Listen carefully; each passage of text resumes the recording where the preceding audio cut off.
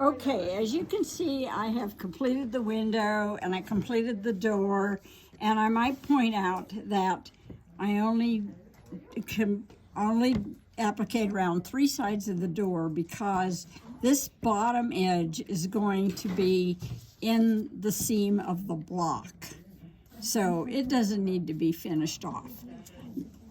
Now I'm going to add the roof, and I have folded the fabric back and take the paper off, and when I place the roof, I match up the inside corners and then pin it in place.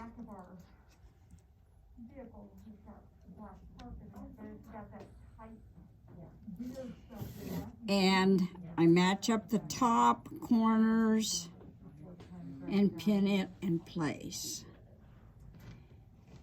And I've already pinned the outside corner. So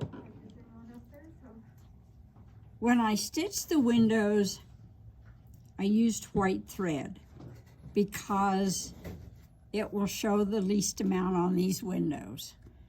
When I did the door, I switched to a medium brown thread to hide those stitches. And now that I'm doing the roof, I'm going to use a medium gray. And you do this just like the other pieces.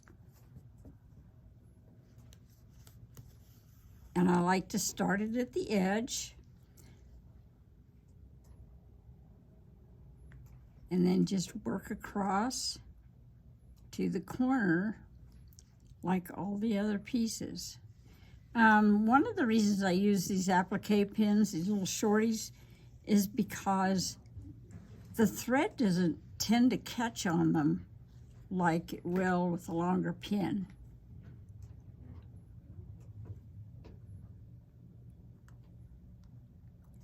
The other thing I haven't talked about are the needles I use. I prefer these Milner's needles. Size 10 is a good size. They come in sizes from 1 to 12, but I like the size 10s, and there's several brands of Milner's needles. Some companies call them straw needles. They're the same thing. The reason I like them is they are longer than a sharp, and with the sharp, I have a tendency to push the needle through with my finger and get a hole in my finger, which bleeds all over what I'm doing. Ouch. With the Milner's needles, I can grasp it with my thumb and middle finger and push it through because they're long enough that I don't have to push it through with my finger. Hence, no bleeding.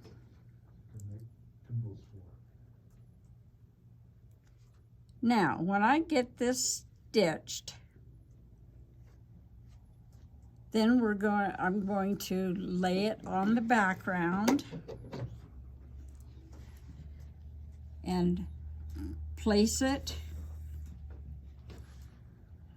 along the bottom and along the side as it is on the picture. And before I can pin it down, but before I stitch it down, I'll need to place the other chimney, and it needs to be placed at the top corner of the roof. And it needs to be stitched down before the house is stitched to the background. This background isn't the full size of the background that the pattern calls for, because I wasn't planning to do the embroidery part of it. But one of the things that you also do when you applique the house on is applique this little base for the flower, for the, in this case, the grapevine. And there you go.